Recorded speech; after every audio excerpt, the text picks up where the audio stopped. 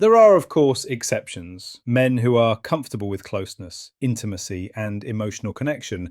Men who can talk openly, who can reach out, who can sit with another man in silence without feeling threatened by it.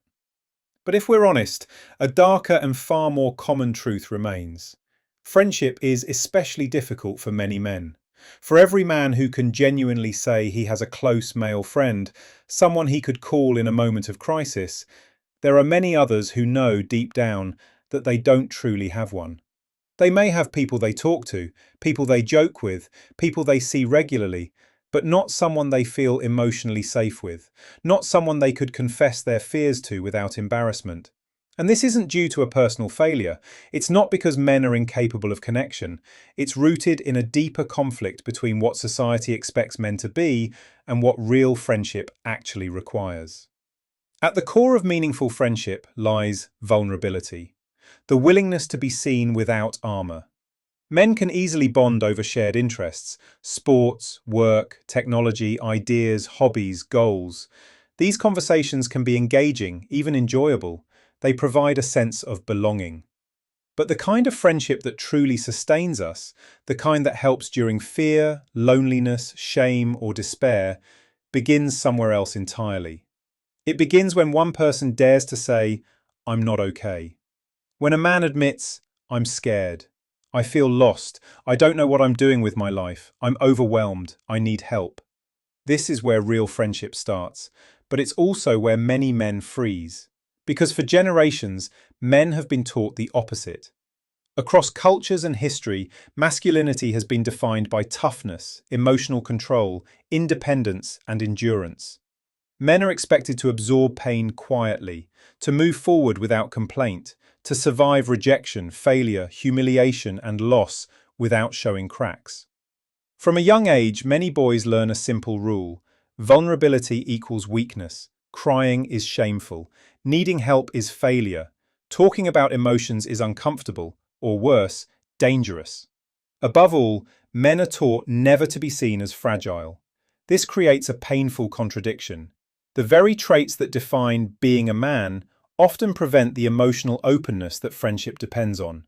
As a result, many men don't know how to be close to one another, not because they don't want connection, but because they were never given the tools to create it.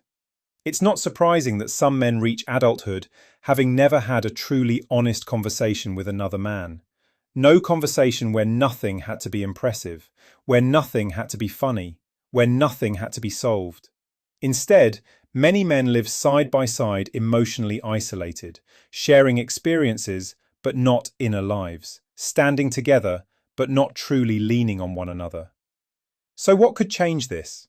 One possible solution, however uncomfortable or awkward it may sound, is the creation of intentional spaces for emotional honesty. Spaces where performance is not required, where strength is not measured by silence. Sometimes, all it takes is a different kind of question, asked slowly, without judgment, without irony. Questions like, when was the last time you cried? What scares you most right now? What are you carrying that no one knows about?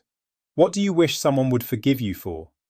These questions can feel threatening at first, but they also open doors that have often been closed for years. Men are fully capable of empathy, tenderness, and emotional depth. History, art, literature, and philosophy prove this again and again. The tragedy is not that men lack these qualities, but that they so rarely share them with one another. Instead, many live emotionally barricaded, protecting an image they never consciously chose, guarding themselves from judgment that may never come, afraid that one moment of honesty could cost them respect, status, or belonging. Before you go, I'd like to ask you something in the comments.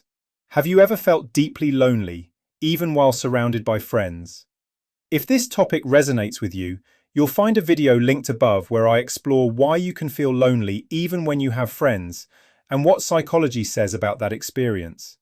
And if this content helps you understand yourself or the men around you more deeply, subscribe to the channel, give the video a like, and stay with us as we continue exploring loneliness, connection, and emotional health.